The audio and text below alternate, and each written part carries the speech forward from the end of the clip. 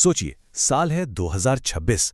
Artificial intelligence अब ये कोई फ्यूचर की फैंसी चीज नहीं रही, ये तो हमारी इकोनॉमी का इंजन बन चुका है। लेकिन एक मिनट, अगर हर किसी के हाथ में एआई टूल्स हैं, तो फिर आप भीड़ से अलग कैसे दिखेंगे? असली पैसा कैसे कमाएंगे? चलिए आज इसी सवाल की तह तक जाते हैं। तो सबसे पहले ना आज का सीन समझ लेते हैं। आप इसे 2026 की एआई की बाढ़ जैसा कुछ समझ सकते हैं। मतलब एआई टूल्स अब कोई ऐसी चीज नहीं है जो कुछ ही लोगों के पास हो। नहीं, वो तो हर जगह है, हर कोई उन्हें यूज कर रहा है। जरा इस नंबर पे गौर कीजिए। सिर्फ एक साल के अंदर एआई क्रिएटर टूल्स में 1.2 बिलियन डॉलर्स का इन्वेस्टमेंट हुआ है। इसका मतलब क्या है?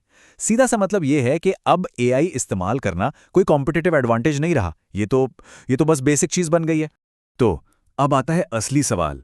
जब हर किसी के पास एक सुपर कंप्यूटर जैसा पावरफुल एआई असिस्टेंट है जो मिनटों में क्या नहीं कर सकता, कंटेंट, डिजाइन, कोड, सब कुछ, तो ऐसे में कोई जीतेगा कैसे? और इसका जवाब शायद वो नहीं है जो आप अभी सोच रहे होंगे।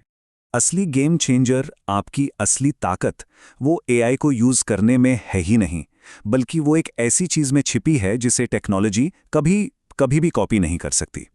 मैं फर्स्ट मिलियन पॉडकास्ट की ये लाइन ना बिल्कुल पते की बात करती है। वो कहते हैं कि एआई के जमाने में जो सबसे बड़ी चीज आपके पास हो सकती है वो है आपका टेस्ट। हाँ, टेस्ट यानी आपकी पसंद, आपकी कला को परखने की समझ। पर इसका असली मतलब क्या है?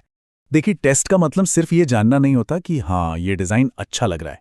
नहीं, इसका मतलब है एक गहरी समझ कि आपकी ऑडियंस कौन है, उन्हें क्या चीज अच्छी लगती है, आप अपने काम के जरिए उनसे एक इमोशनल कनेक्शन कैसे बना सकते हैं।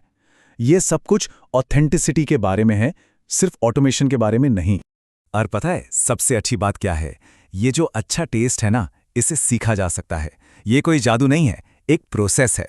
पहला स्टेप, अपनी आवाज पहचानिए, मतलब आप दुनिया से कहना क्या चाहते हैं। दूसरा, अपने फील्ड के मास्टर्स को कॉपी कीजिए। जो आपके हीरो हैं उनकी स्टाइल को अपनाइए और देखिए कि वो ऐसा क्या खास करते हैं। तीसरा, ये समझिए कि उनका काम इतना असरदार क्यों है, उसके पीछे के रूल्स क्या हैं।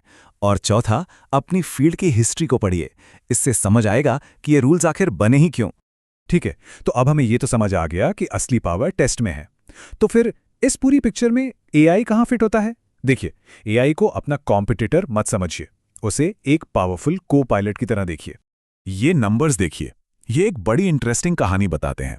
क्रिएटर्स एआई को अपनी जॉब रिप्लेस करने के लिए नहीं यूज कर रहे हैं, बिल्कुल नहीं, बल्कि वो इसका इस्तेमाल कर रहे हैं बोरिंग और टाइम लेने वाले कामों के लिए, जैसे एडिटिंग हो गई, आइडिया सोचना हो गया, या फिर किसी चीज का पहला ड्राफ्ट लिखना। यहां मकसद अपनी सोच को आउटसोर्स करना नहीं है, बल्कि काम की स्पीड बढ़ाना है। इस रिश्ते को ना ऐसे समझ सकते हैं। एक तरफ है आपका ह्यूमन टच, आपकी यूनिक सोच, आपकी कहानी, आपका टेस्ट, और दूसरी तरफ है एआई, जो एक एक्सेलरेटर की तरह है। वो आपकी सोच को लेता है और उसे बहुत तेजी से असलियत में बदल देता है। तो मुद्दे की बात यह है, एआई आपकी आवाज नहीं है, एआई तो बस एक मेगाफोन है। ये आपके काम को आसान और फास्ट बनाता है, ताकि आप टेक्निकल चीजों में फंसने के बजाय अपना पूरा ध्यान अपनी क्रिएटिविटी और उस टेस्ट को शार्प करने में लगा सकें। ओके, थ्योरी तो बहुत हो गई, अब प्रैक्टिकल बात करते हैं। इसे असल में काम में कैसे लाएं? मतलब अपने टेस्ट और एआई की स्पीड को मिलाकर सच में पैसे कैसे बनाए जा सकते हैं? चलो फ्रीलांसिंग का एग्जाम्पल लेते हैं। कोई भी एआई से एक ब्लॉग पोस्ट लिखवा सकता है ना?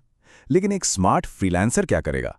वो उस एआई के आउटपुट को लेगा और फिर उसमें अपना टेस्ट डालेगा, उसे एसईओ के लिए ऑप्टिमाइज करेगा, उसे क्लाइंट के ब्रांड की आवाज से मैच कराएगा और उसे एक जेनेरिक पोस्ट से कुछ शानदार बना देगा। क्लाइंट इसी चीज के लिए पैसा देता है। ये सिर्फ एक टूल चलाना नहीं है, ये तो कारीगरी है।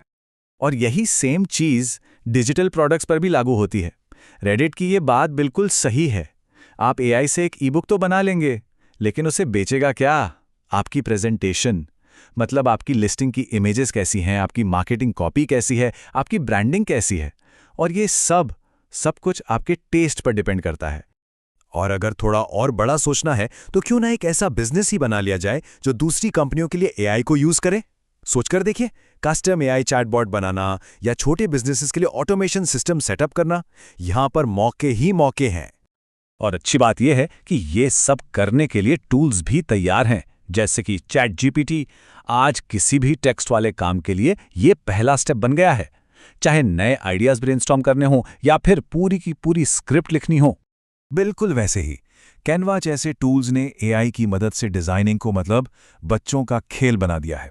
लेकिन एक यादगार ब्रांड बनाने के लिए आज भी एक इंसान की वो आर्टिस्टिक नज़र चाहिए ही चाहिए।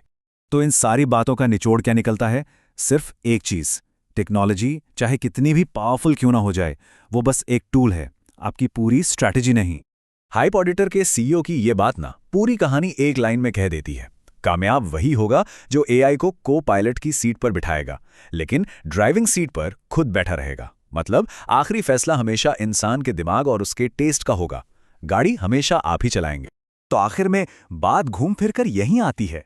देखिए, टूल्स तो बदलते रहेंगे, नए नए प्लेटफॉर्म्स आएंगे और जाएंगे, लेकिन किसी भी कामयाब बिजनेस के दिल में हमेशा इंसान की क्रिएटिविटी, कहानी सुनाने की कला और ऑडियंस से कनेक्ट करने की एबिलिटी ही रहेगी।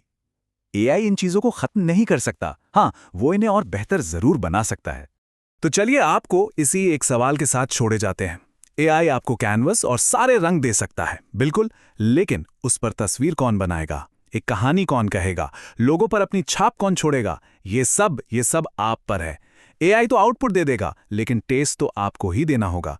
तो सवाल यह है कि आप कौन सी कहानी सुनाने वाले हैं।